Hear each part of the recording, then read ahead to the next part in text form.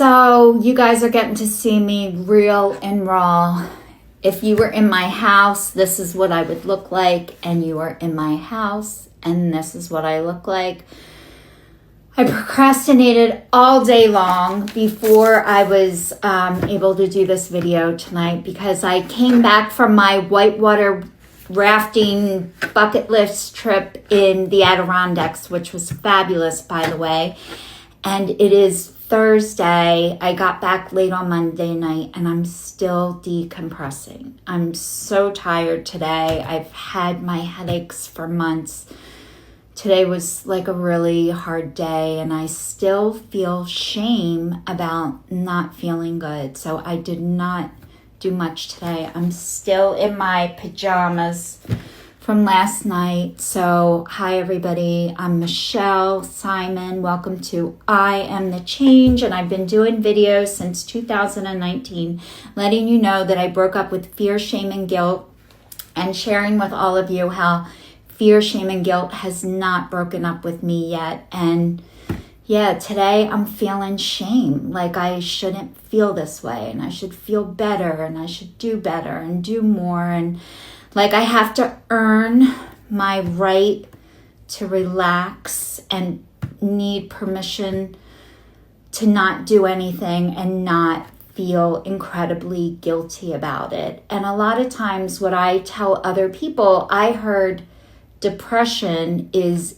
deep resting. And I don't know if I'm depressed. I don't know if I'm tired. I always feel like I need a label to explain what is going on with me. But today I was able to do, my morning routine, which is get to my meetings. I was able to pray. I post my card every day on the internet. I was able to do that. I'm abstinent off of sugar, flour, wheat, caffeine, and dairy. And you guys, I'm still celery juicing, and today was just a really down day for me. And I don't feel like sad, but I have zero energy, and I feel guilty for resting when I have zero energy. I feel like I would tell somebody else, like, permission to rest, stay in your pajamas, watch TV. And then when I do that to myself, it is so hard for me to live by that. I do it anyway. However, I still feel like some shame and guilt about it. Like I need to work my butt off first, and then it's like a way, then I can justify my being lazy. And when I was growing up, I constantly got told I had ants in my pants or I was lazy. And I think the ants in my pants, I know ants in my pants was anxiety and being lazy was depression. And it was very frowned upon. So what you do is you suck it up and you keep going. And, I got to a point one day when I couldn't just keep going. It was getting physical. It was coming out in my body. And how it came out in my body first was through my neck and my back. And I promise you guys, when you ignore yourself, ignore your life, and ignore your body, one day your body will speak to you so loud that you can't ignore it anymore. That has been my experience. And my body was screaming at me for years before I was able to listen and take action and work on taking care of myself and going to the doctors and doing physical therapy and exercising and doing things that made me happy and bring me joy. And I wasn't able to do a lot of this stuff when I was raising my son, Angelo. And part of me regrets that still, that I didn't take care of myself when I was raising my child. I thought his life was more valuable than mine. And my job was to make him happy. And he wasn't. And one of the reasons I know he wasn't happy was because I wasn't. And I didn't know how to make myself happy. I forgot. I forgot what I liked to do. I learned it a couple years before I had him. I used to love to dance. I loved people. I loved going out and being around people and doing other things. But when I had my son Angelo, I stopped doing all of that, and my life became all about my child, which I thought was selfless. And actually, I was selfish because I did the opposite of what my parents did to me, and it was still the exact same thing, which was I felt like they didn't give a shit about what I did ever. That's what it felt like. That wasn't true, but that's what it felt like to me.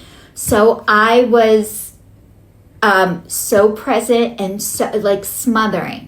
And it was like I put my child under this, you must perform and be happy. And when you're happy, then I'll be happy.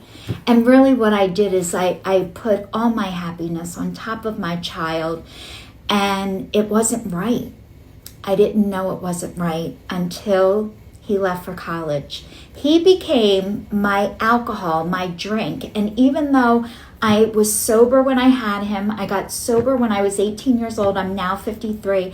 I've been sober a little over 35 years. I also am a recovering adult child, which means I grew up in a dysfunctional family. You guys, I knew my family was dysfunctional my whole life, and I thought everybody else knew too, and they didn't, including the people in it. I thought, are these people freaking blind? And what happened was they weren't blind. It wasn't their time. God was calling me sooner, and I didn't know it. And what was God calling me for? To be sober, to do the right thing, to not go along with the rest of the world, which was incredibly hard at the time. You know, and I'm now learning I can't go along with the rest of the world anymore. It crushed my soul and my spirit, and it made me physically sick. And to the point that I could no longer be in the workforce anymore. Not like normal people. So the other thing that I am doing is I've shared with you guys, I'm a recovering food addict. I'm off of sugar, flour, wheat, caffeine, and now dairy. I did go off of salt and spices, like seasonings. I'm back on salt and seasonings. I hear you were supposed to do it while you were doing this cleanse, and I did it for like a whole month, and I missed it. So I went back on it, and then meat, and I'm starting to have like this chicken flavored sausage from Costco because I'm just like hungry and need some variety, and I only like a very few things. However, so I do this way of life, and it's kind of different from what everybody else does right now. And I've always felt like I never fit in anywhere. And we're not meant to fit in. We're meant to stand out. And that's what I realize is my gift. I'm meant to stand out. I'm meant to speak. I'm meant to share my story with all of you guys and tell you what life is like for me. And it's not easy. And I don't want to complain about it. However, some days I just don't feel good, and I don't feel like going out into the world. It drains my energy to the point that it depletes me. It depletes my soul. And what my job is to keep my soul replenished. And how do I do that? I go to my meetings. I talk to other people who are doing the same thing as me. We journal. We write back and forth to each other. I write things down. I do meditation. I love to line dance. I could not get to line dancing this week, you guys. I was so tired. And my whitewater rafting was fabulous. It was incredible. And yes, I would totally do it again. The drive was, it was like 6 hours away, and it took me and my friend almost 10 hours because we decided not to turn it on into whenever I went with guys, they'd be like, oh, this is a vacation. You get in the car and they're like, don't drink anything. We're not stopping anywhere. We drank water. We stopped. We took a walk. We took our time. And that was great. However, I'm still exhausted from that, and I've been home since Monday.